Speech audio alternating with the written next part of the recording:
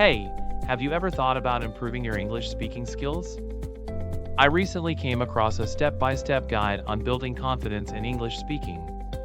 It might be helpful for both of us. Oh, really? That sounds interesting.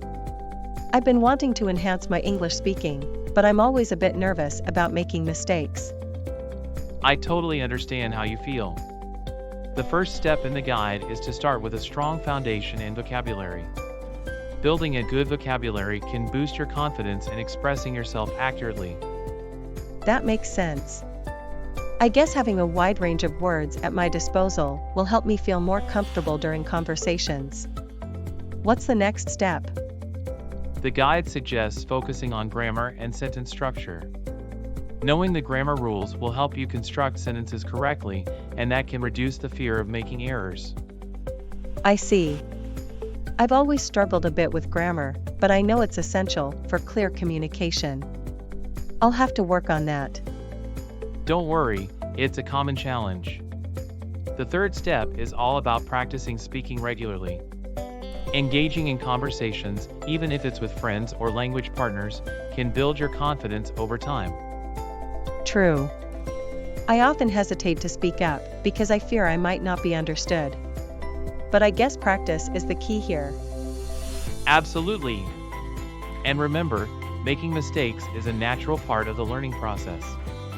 The more you practice, the more comfortable you'll become. You're right.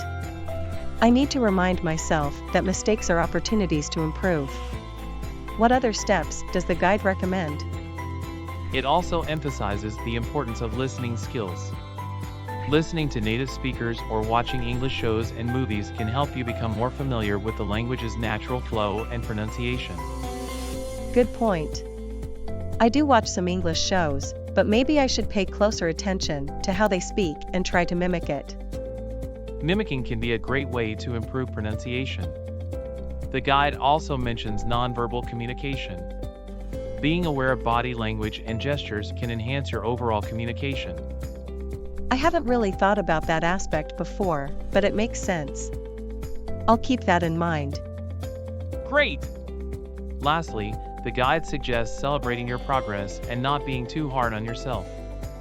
Acknowledging your achievements, no matter how small, can boost your confidence even further. I tend to be my own worst critic sometimes. Celebrating progress sounds like a positive approach to staying motivated. It definitely is.